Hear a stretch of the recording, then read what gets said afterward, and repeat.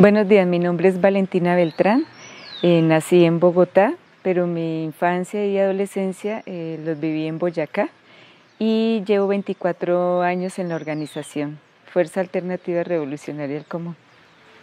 Cuéntanos cuál fue el motivo que te llevó a tomar la decisión de ingresar en las FARC. Yo vivía en la ciudad de Bogotá en la época de los 90, donde ocurrieron hechos trascendentales en la historia del país que atravesaron mi historia y las de mis compañeros y compañeras en la ciudad. Fueron cuando se privatizaron la salud, la educación pública, se implementó el modelo neoliberal, ocurrió el genocidio de la UP y la desmovilización del EPL, el Quintín Lame y el M-19.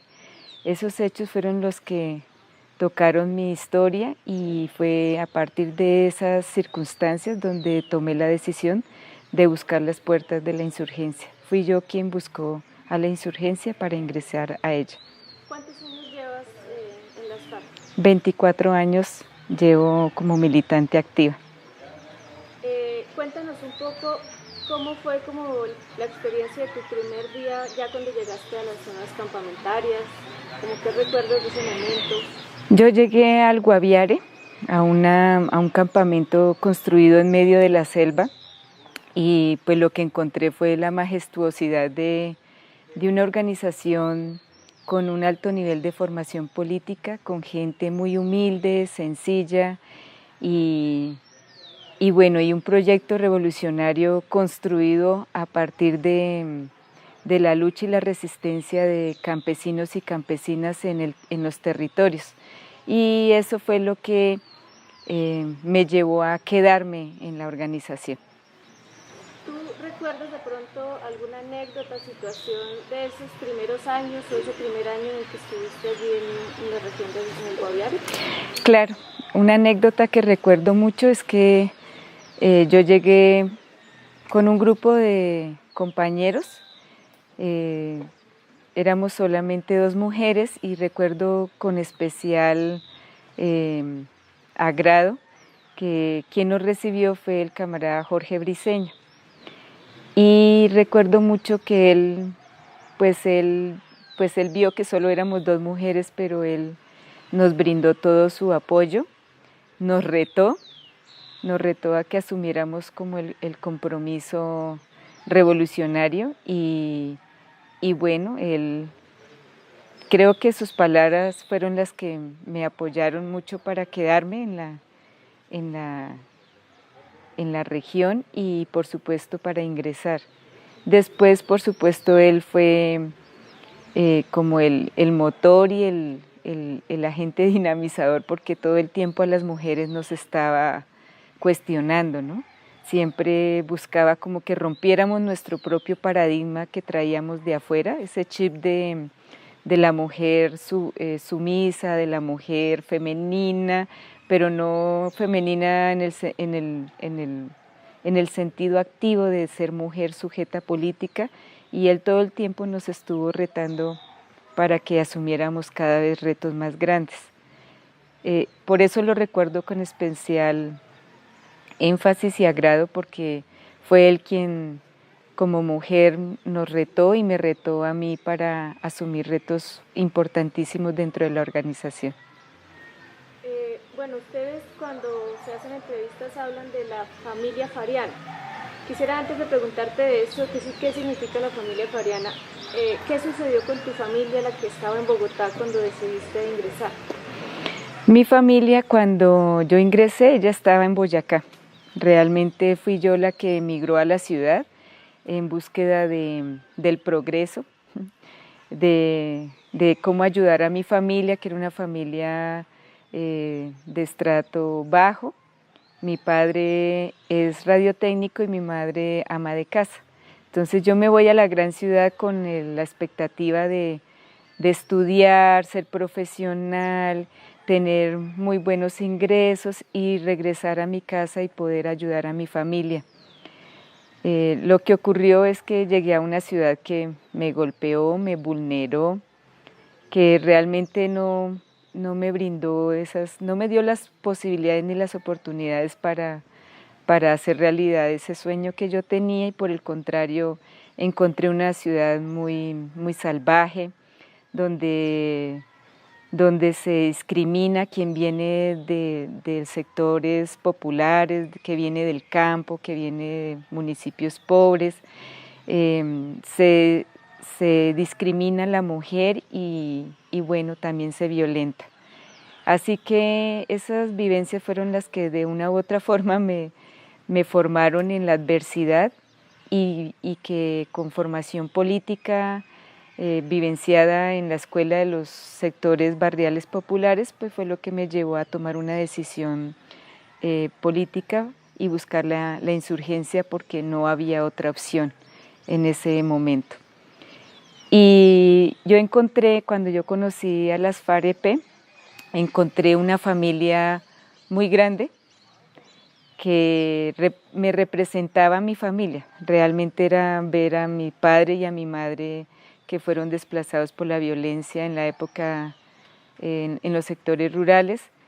Realmente lo que encontré fue mi familia, pero en un lugar mucho más distante, y una familia igual de humilde y de sencilla, pero con una formación política muy, muy elevada, con un proyecto revolucionario que llevaba ya años y con una construcción cultural muy acogedora. Y eso fue lo que permitió, me sentí identificada, no sentí que había llegado a un lugar extraño, sentí que había llegado al lugar que requería llegar para dar continuidad a lo que yo ya había tejido y vivenciado desde mi pueblo y cuando llegué a la ciudad. Cuéntanos un poco cuáles son como esas características de las mujeres que ingresaron y que se han mantenido en las FARC. ¿Cómo se caracterizaría a estas mujeres? Así. ¿Antes o después? Antes y ahora. Antes y después. Bueno, hay un paradigma, y es de la mujer en la sociedad normalmente construido e impuesto, que es el de la mujer que debe cumplir el rol del cuidado, ser procreadora, encargada del cuidado de la casa, como en el caso de mi mamá, aspirar a casarse, en mi caso, aspirar a tener un título y poder mantenerse en ese núcleo familiar. Cuando yo viví todas las adversidades de pasar del pueblo a la ciudad y conocer la situación en los sectores populares de Bogotá, pues lo que empecé a observar era que era necesario enfrentar eso que estaba viviendo, ese sistema tan violento. Sentí que tenía que transformarme, y de por sí que los golpes me fueron transformando, porque pues sufrí hechos que tenían que ocurrir y que le ocurren, creo que a todas las mujeres, pero que nunca denunciamos y nunca visibilizamos. Pero eso fue lo que me permitió construir otro imaginario de mujer, y por eso fui yo la que buscó las puertas de la insurgencia. Y cuando llegué, pues encontré mujeres fuertes, formadas, con grandes retos, cumplían otros roles distintos a los que yo había observado en mi casa y en la sociedad. Así que simplemente lo que hice fue cambiar un poco más ese chip que traía, que ya había empezado a cambiar, y bueno, en la escuela y en la comunidad fariana fue muy posible acabar de transformar esa realidad muy cotidiana de las mujeres en una sociedad que es muy y netamente patriarcal.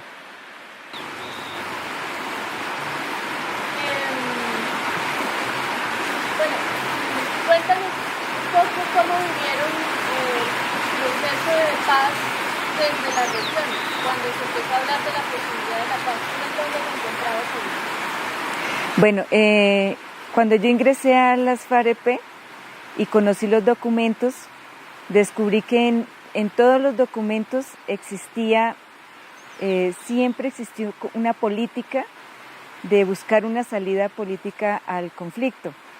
Siempre en cada documento, en los plenos, conclusiones de las conferencias nacionales guerrilleras, siempre se planteó que nuestra bandera era buscar una salida política al conflicto. Incluso desde de años muy atrás existe la plataforma de los 10 puntos para un gobierno de transición. El programa agrario revolucionario, que es el documento constitutivo de la organización, plantea unas exigencias necesarias para iniciar el proceso de construcción de una paz justa y duradera. Cada uno de nuestros documentos lo plantea, y los muchos intentos de sentarse a dialogar con el gobierno pues fueron fallidos, pero siempre nuestra organización planteó la necesidad de buscar una salida y construir una salida política al conflicto que durante muchos años se había agudizado en nuestro país y que golpeaba a los diferentes sectores. Cuando llegamos en el año 2000, otro intento fallido, porque fue el gobierno quien se levanta de la mesa y quien es...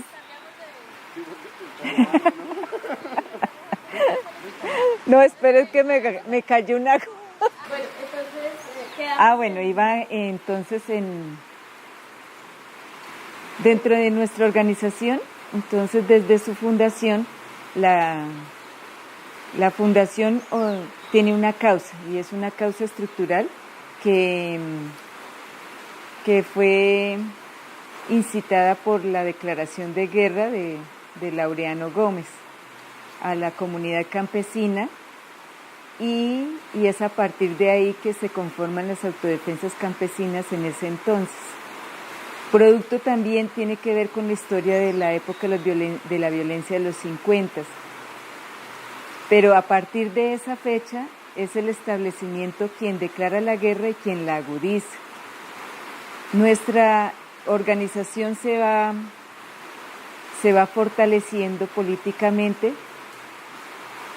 y también va asumiendo y entendiendo políticamente que era necesario, además de plantear una salida política al conflicto, era necesario construir un proyecto a largo plazo, estratégico, que también planteara a las organizaciones sociales y populares a las que se les había declarado la guerra y la persecución, que había que construir una apuesta y una propuesta distinta.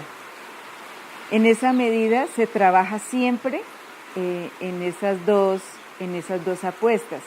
La una, que era la construcción y desarrollo de un plan estratégico que nos permitiera de una u otra forma ir avanzando y cualificándonos para asumir una opción, y era la opción de llegar al poder para construir una nueva Colombia con un modelo de sistema justo, equitativo, donde participaran precisamente los sectores a los que se le había declarado la guerra y que se les había excluido. Y la otra opción siempre estuvo también ahí vigente, que era plantearle a esas élites en el poder que posibilitaran una negociación y la construcción de una salida política. Lo que ocurrió en más de 53 años de lucha es que el establecimiento y las élites en el poder definieron siempre una salida militarista al conflicto. Nunca, las veces que se intentó construir una salida política, nunca fue posible, nunca aceptaron ni permitieron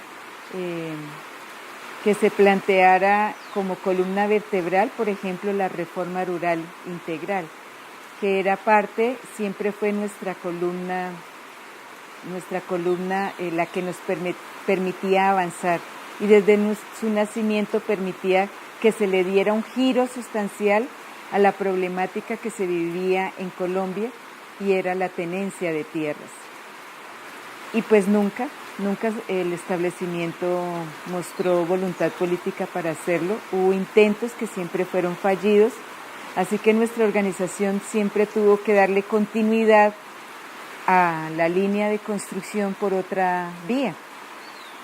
Inicialmente fue una autodefensa y después ya se convirtió, por supuesto, en la confrontación con una fuerza enemiga que no permitía el diálogo y la concertación y no permitía la construcción de una salida política. Así que cuando llegamos ya en el último periodo, en los últimos 20 años, más exactamente en el periodo de agudización de la guerra con Álvaro Uribe Vélez, cuando se determina que la seguridad democrática era la búsqueda de la eliminación del contrario. Para nada fue la apuesta de una salida política, ni de buscar un diálogo o una concertación con los sectores populares y los sectores campesinos. Entonces lo que ocurrió es que ellos buscan, a través de la salida militarista, con apoyo de Estados Unidos y una estrategia también de guerra sucia, porque se implementa el paramilitarismo como un mecanismo de recuperación de tierras para beneficios e intereses particulares del capital privado, también el sector de terratenientes y por supuesto también el capital extranjero e internacional que tenía intereses en la extracción y intereses en los territorios. Así que esa confluencia de factores hacen que la geopolítica internacional influyera y tomara decisiones radicales al interior de nuestro país, y era resolver el conflicto, según ellos, a través de la eliminación del contrario. Y eso hizo que se agudizara la guerra, se intensificara. Utilizaron ya las estrategias pues que se pensaría que son para guerra entre estados, pero que las utilizaron en Colombia, como los bombardeos, donde no solo se aniquilaba según ellos, al enemigo interno, al que habían construido durante todos estos años, sino también aniquilaron la población civil, aniquilaron la naturaleza, y finalizado ese periodo de tiempo, la correlación de fuerzas determina que ellos concluyen que no pudieron eliminar a la insurgencia. Y por supuesto, pues nosotros en una guerra tan desigual, pues tampoco lo que se logró, por supuesto, fue sobrevivir a esa guerra y de una u otra forma defender las vidas de los y las combatientes, y también concluir que pues después de 53 años de lucha no habíamos podido por la vía armada, que fue la que ellos nos impusieron, pues llegar a la toma del poder. Esa correlación de fuerzas es la que determina que es necesario seguir insistiendo en la opción que todo el tiempo se planteó, pero que había sido cerrada. Y esa puerta es la que se abre, y se abre muy probablemente porque tiene también factores internacionales y presión internacional que también hace que sea posible esa condición para poder dialogar y sentarse a conversar nuevamente. Y en ese nuevo intento de conversación, por supuesto, se coloca sobre la mesa nuevamente nuestro pliego, cuya columna vertebral sigue siendo la reforma rural, la participación política y el reconocimiento de nuestra beligerancia y nuestra existencia como sujeto colectivo político en la historia del conflicto social interno, la necesidad de tomar medidas fundamentalmente para modificar la cultura del narcotráfico en Colombia como un factor que atraviesa todos los sectores del país y que ha permeado desde el establecimiento hasta las capas populares, y a las que se les castiga y sobre quienes cae el peso de la ley, pero que no recae sobre quienes realmente agencian la producción y la comercialización de la coca. En esa medida, los puntos que consideramos y que siempre se habían planteado en anteriores mesas de diálogos, pues en esta ocasión nuevamente salen a relucir, pero ahora las condiciones incluso externas son favorables a esta posibilidad y a la opción de negociación y de conversaciones y a la construcción conjunta. Aquí ocurren cosas muy importantes en este momento de la historia, y es que las FARC llama a los militares para que se sienten.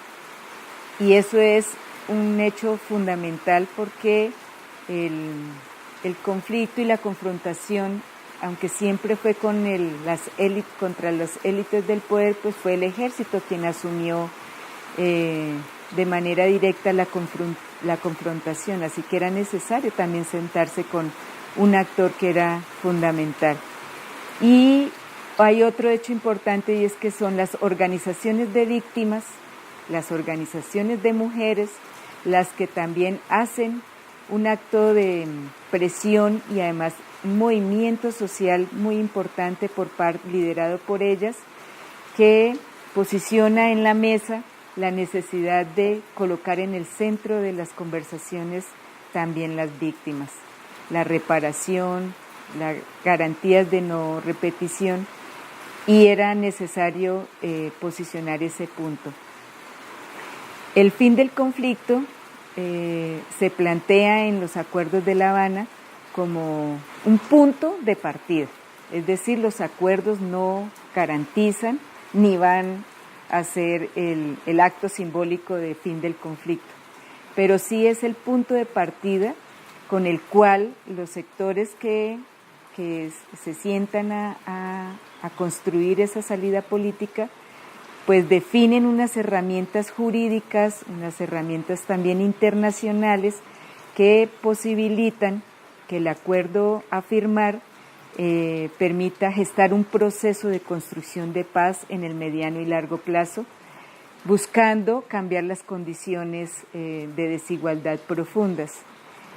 Así que el acuerdo se firma entre quienes llevábamos más de 53 años en confrontación, pero con la claridad política de que el acuerdo no resuelve, ¿cierto? No resuelve el conflicto social, pero sí da y brinda las herramientas y gesta un proceso que debe desencadenar en la sensibilización de los diferentes sectores de la sociedad, que debe también garantizar el compromiso del establecimiento de la cooperación internacional, de los veedores internacionales, pero también de la sociedad y de los diferentes sectores de la sociedad para comprometerse en el trabajo mancomunado de esa construcción de la paz con justicia social.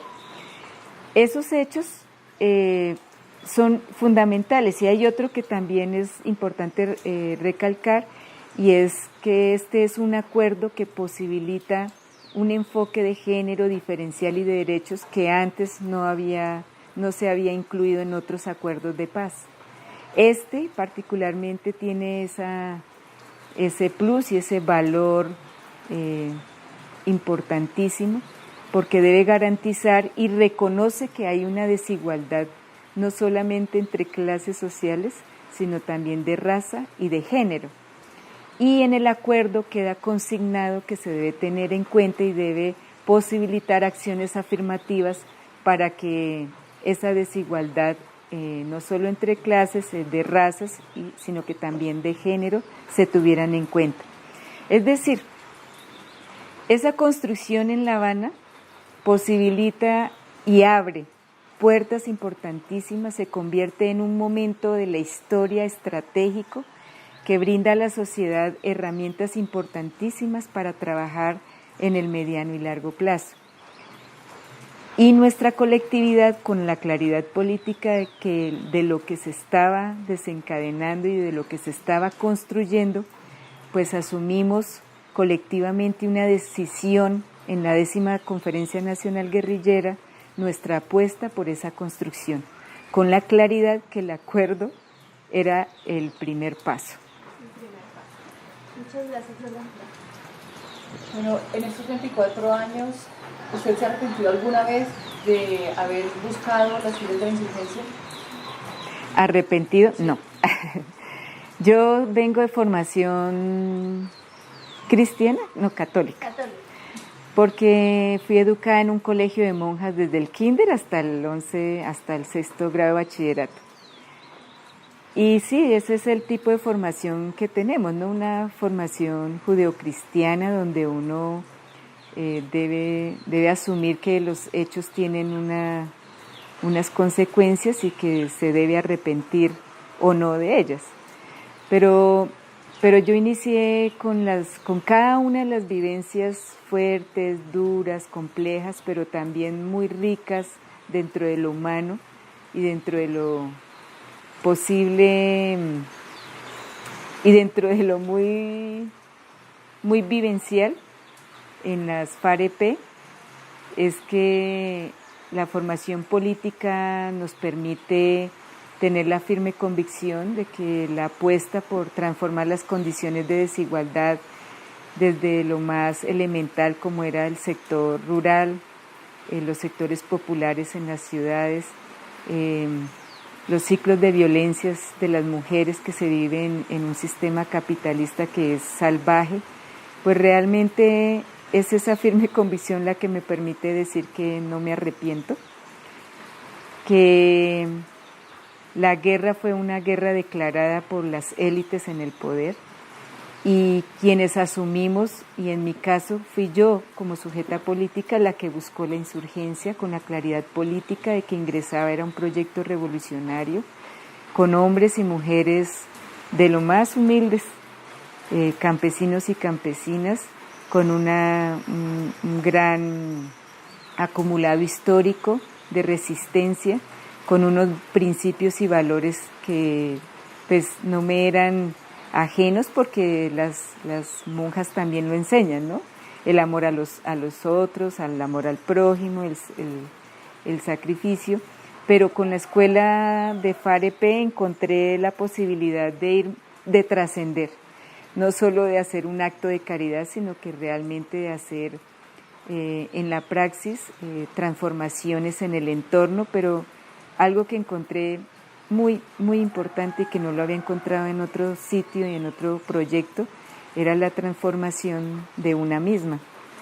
Eso implicaba que demostrar en la vida de uno mismo que era posible transformar. Bueno, en esta zona, en Icononcio, como en las demás, encontramos que se han establecido familias, digamos ya más en el sentido tradicional, nuclear de familias que se conformaron en el seno de las FARC, pero también familias de los integrantes de las FARC que han llegado a estas zonas, y eso ha implicado también la llegada de niños de muchas edades y de niños que han nacido de estas paredes. Bajo esa perspectiva, ¿cuál es como el proyecto, el ideal que ustedes tienen o el elemento básico por el tema de la educación de estas generaciones que están creciendo en estas zonas? Bueno, tenemos que hacer un reconocimiento que en más de 53 años de lucha, pues aquí se creó y se construyó una escuela, y es una escuela de convivencia con unas particularidades. Hay un sentido de identidad y pertenencia a una comunidad, hay un arraigo al entorno, a la naturaleza, hay unos valores y principios pues de humanidad y de humanismo, y también hay una fortaleza que se tejió en medio de las adversidades y de la guerra. Y esa escuela es la que hoy consideramos que debe prevalecer y que se debe rescatar, y que a partir de esos saberes pues es posible y necesario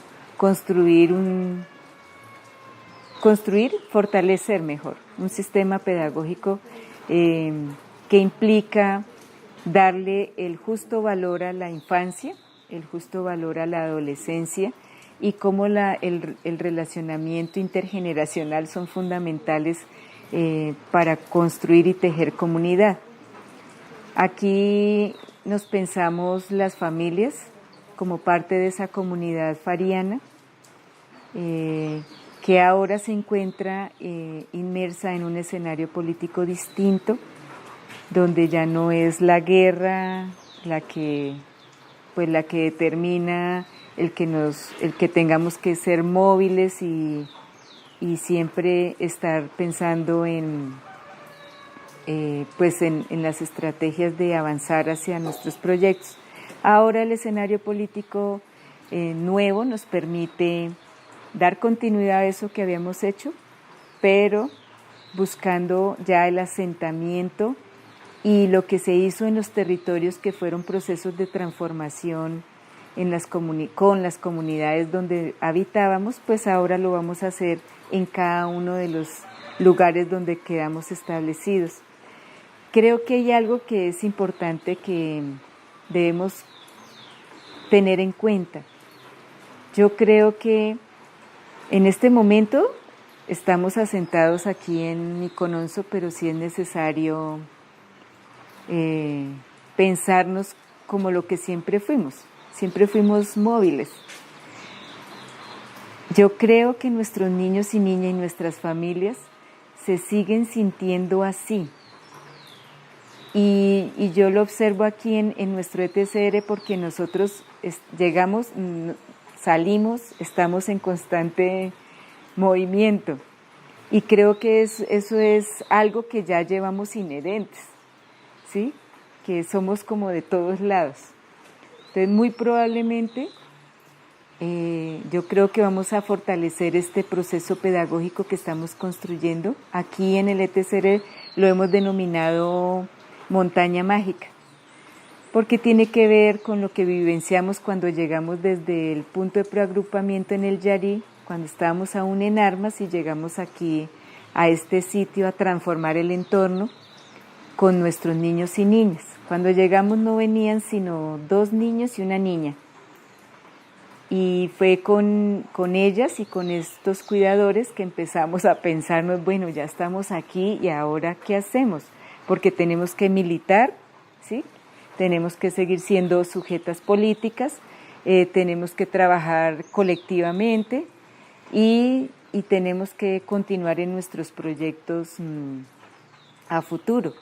Así que, claro, ya nos empezamos a pensar algo que antes no era posible por las condiciones del conflicto y de la guerra, y era tener hijos e hijas y convivir con ellos. Porque en el proceso sí se tuvieron hijos e hijas dependiendo de las circunstancias, pero en la mayoría de casos esos hijos e hijas quedaron con terceros o quedaron con sus abuelos y en el peor de los casos quedaron en bienestar familiar y que aún estamos peleando que sean devueltos. Entonces en este nuevo escenario ya nos sentamos a pensar lo mágico que implica ahora tejer nuevas formas, ¿cierto? Nuevas formas y cómo darle continuidad a las formas que ya traíamos de pensarnos, de educarnos y de formarnos como comunidad y con nuevas generaciones. Las FARC lo vivenció porque estamos hablando de que hasta los más viejos, ¿sí? Como el camarada Pedro Antonio Marín, Manuel Marulanda Vélez, pues él ingresó siendo niño. Ingresó porque las circunstancias de este país lo llevaron a hacerlo, ¿sí? Los niños y niñas del campo y los jóvenes de las ciudades, los y las jóvenes de las ciudades, pues tuvimos que definir por esta opción, porque el país no nos lo permitió de otra manera. El país y la sociedad fue la que determinó en esos momentos que la opción era una opción de defensa frente a la violencia del establecimiento y del sistema capitalista. Y estos niños y niñas, pues hoy ya son nuestros y nuestras dirigentes. Hoy somos también dirigentes. Entonces, claro, nuestros niños y niñas de una u otra forma van a hacer exactamente lo mismo, solo que con otras herramientas y en un escenario menos adverso, ¿sí? Y aspiramos que sea menos adverso, aunque tenemos la claridad de que es igual de complejo, porque es más compleja la construcción de la paz que el de la misma guerra. Valentina, ¿tú tienes hijos? Sí, tengo una hija de 4 años. ¿Y cómo ha sido tu experiencia ahora, después de la firma? O sea, una vida era antes de la firma de la paz, ahora es una vida, digamos, distinta, aunque con un horizonte político, como ya nos explicaron. Pero ¿cómo ha sido esa experiencia de ser madre?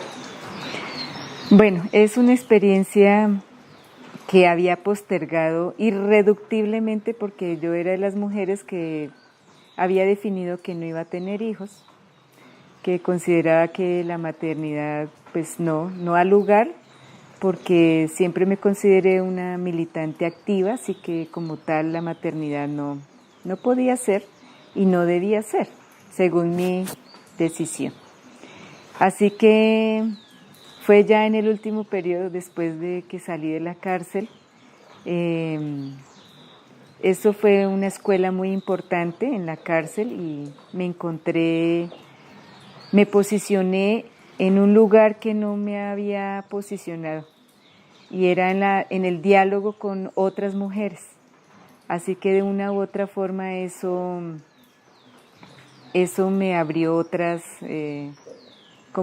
expectativas, y bueno, dentro de esas expectativas estaba el trabajar con mujeres, no el de ser madre, sino trabajar con mujeres. Pero me parecía muy importante, eso me llevó a trabajar con los niños y niñas, ¿cierto? Sobre todo porque yo había sido muy cercana a los niños y niñas del sector rural, pero no con los de la ciudad. Y eso me sensibilizó muchísimo, conocer los niños y niñas de mujeres detenidas sociales y que tenían hijos e hijas, y conocer todas las vulneraciones que ellos vivían. Así que eso me empezó a posicionar en ese lugar de reconocer la infancia como uno de los sectores más vulnerados por el sistema. Así que cuando salí de la cárcel tenía unos pendientes muy importantes como mujer y como sujeta política, que eran terminar mis estudios. Durante la cárcel lo pude realizar, graduarme, poder hacer una especialización en pedagogía, porque lo que había vivido en la cárcel me había llevado y me había creado una gran necesidad, y era de pronto tener más herramientas para esa ruta que había conocido, y trabajar con las mujeres. Así que eso pendiente lo cumplí a cabalidad y de manera muy rápida, porque ya había luces verdes dentro del proceso de paz.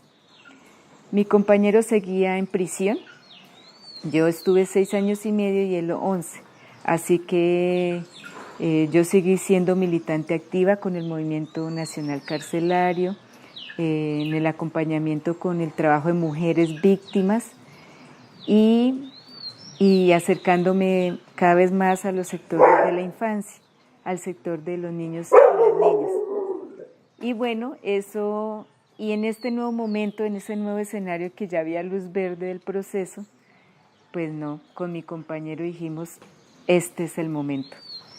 Y fue programado, pensado, planificado, y tuvimos una hija, y esa fue pues una de las experiencias pues más importantes ha sido, además de haber tomado la decisión de buscar la insurgencia, fue la de haber definido consciente y planificadamente que íbamos a tener una hija.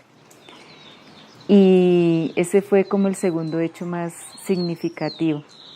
Y cómo llevar esa escuela de vida y llevarla a una personita, poderle dar vida a ese proyecto en una personita y con una personita al lado. Pero no, nada, eso no. En lo cotidiano lo que ocurrió fue que se multiplicaron las tareas, pero con el apoyo de mi compañero y de la comunidad fariana, pues ha sido una tarea compartida. Eso ha sido muy importante. Yo estaba en la zona de preagrupamiento con mi hija y encontré que terminamos siendo cuidadoras y cuidadores todos con los que yo estaba. Así que mi hija empezó a crecer y a formarse con la colectividad. Entonces era una hija colectiva. Y eso me permitía, por supuesto, seguir cumpliendo el rol que venía desarrollando como en el área de comunicación, porque yo era parte del equipo de comunicación encargada en la 10ª conferencia y a partir de ahí hasta que llegamos a la zona veredal. Después como encargada de la cartera de educación en el comando de dirección de aquí de la zona veredal y ahora asumiendo otros trabajos, ¿no? Como líder de la cooperativa de manufactura y asumiendo retos importantes como candidata del nuevo partido FARC. Así que no, esa concepción de los hijos e hijas colectivas, pues son las que me han permitido a mí y a mi compañero, pues que son nuestros. Y en las veredas, pues supongo que también se ha multiplicado. Ya tenemos 53 bebés que viven aquí y hay 17 en camino. Así que Montaña Mágica, cuando nació, cuando llegamos, que eran solo apenas 2 niños y una niña, pues ya cada vez se fue creciendo la propuesta y ha sido una propuesta de construcción colectiva. Entonces las hijas e hijos del pueblo nos apoyaron, abran la puerta, un colectivo en Bogotá. Esas organizaciones, universidades como la Pedagógica, la Distrital, la Nacional, la Universidad de Cundinamarca y otras organizaciones no gubernamentales, de manera colectiva le hemos puesto un granito a la construcción de este proyecto de Montaña Mágica. Un fondo alemán también nos apoyó con una pequeña donación que sirvió para comprar materiales, bonos de solidaridad que nuestros compañeros y compañeras en la ciudad nos están ayudando a agenciar. Y bueno, cada quien ha puesto su granito de arena, pero el proyecto pedagógico como tal ha sido construido con los chicos y chicas de las universidades públicas y con las organizaciones amigas. De una u otra forma hemos tomado un poquito del modelo cubano, un poquito del modelo, por supuesto, de lo construido en FARC. Hemos tomado de diferentes teorías latinoamericanas, de apuestas aquí en Colombia que se han construido en los territorios con comunidades indígenas. Bueno, la idea es enriquecerla, darle forma y hace muy poco empezamos esa construcción un poco más juiciosamente con la Universidad Distrital y con los aportes de compañeras de la Universidad Pedagógica, de la Universidad Nacional y de la Universidad de Cundinamarca. ¿Han recibido algún apoyo del gobierno, del Estado, para construir la escuela, para comprar los elementos básicos o solo las ayudas que nos acaban de mencionar? Bueno, aquí vino un directivo de la Oficina del Alto Comisionado para la Paz. Él realmente fue el único que ayudó como a gestionar. Era necesario unas cunas, era necesario unos pupitres, era necesario algunos elementos y él los hizo llegar. De resto, pues no, lo que sí han brindado el Alto Comisionado para la Paz fueron talleres de nutrición, talleres de pauta de crianza, pues son talleres muy formales que dentro del establecimiento son las herramientas a las que hemos tenido acceso, pero no hacen parte como de un proyecto que realmente se piense la atención a la primera infancia de manera integral, no.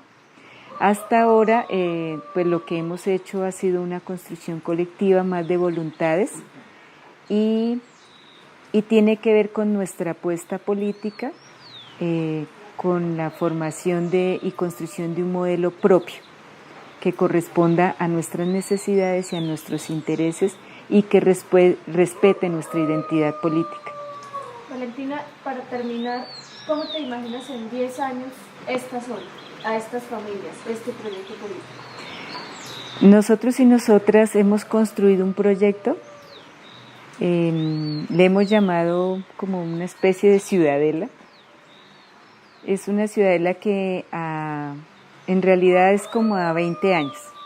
Como a 20 años es una ciudadela construida en Guadua, con un centro comunitario, con un gran museo de memoria histórica, con un trabajo concienzudo de siembra de agua, con un trabajo y desarrollo de un modelo de desarrollo en economía solidaria que implique el tejido social de Icononso y de Cundinamarca y Tolima.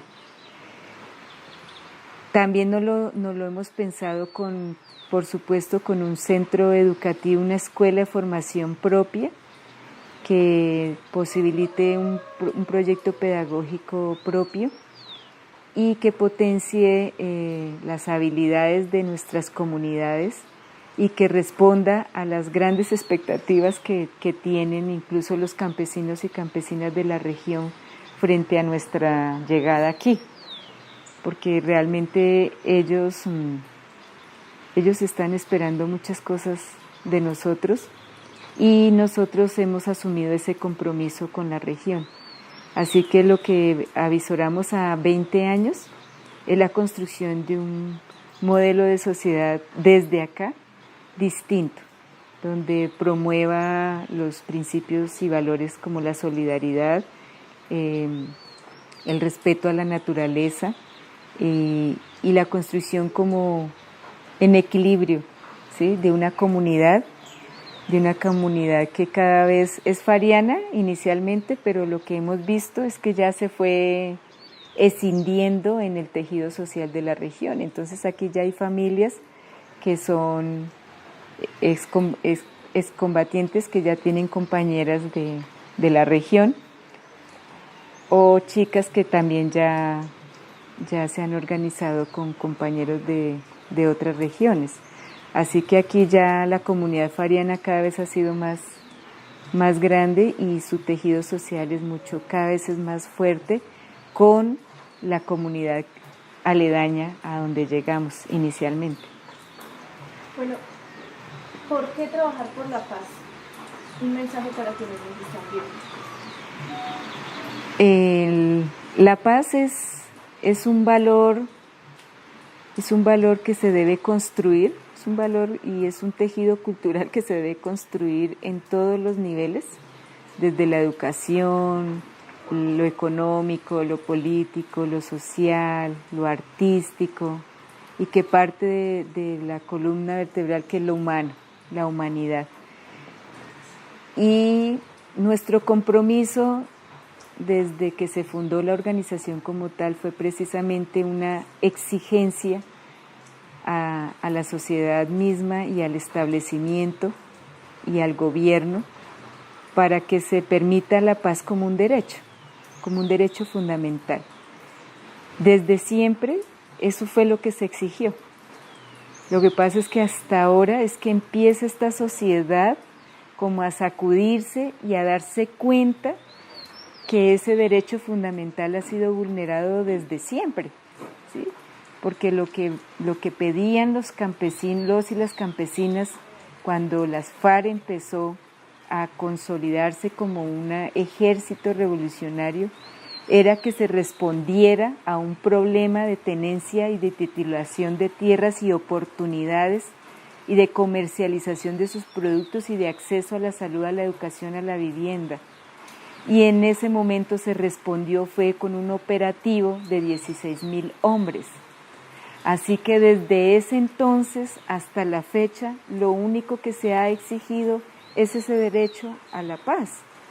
Pero a esa paz no como se plantea como si la dejación de armas hubiese sido lo fundamental para el fin del conflicto, sino esa paz que garantiza los derechos fundamentales a los sectores populares y a los sectores más vulnerados de esta sociedad.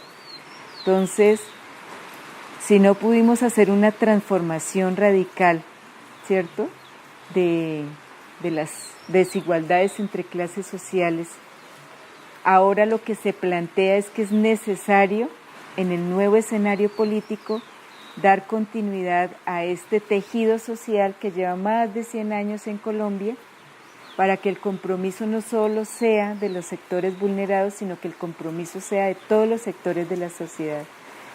Aquellas personas que no fueron afectadas por la guerra, aparentemente, ¿sí?, porque la guerra se vive de muchas maneras, se vive con los impuestos, se vive con el individualismo, la negligencia de un sistema consumista, perverso, individualista, que atropella al ser humano como tal, a la mujer, a los niños y niñas, a los adultos y adultas mayores, a las diferentes etnias.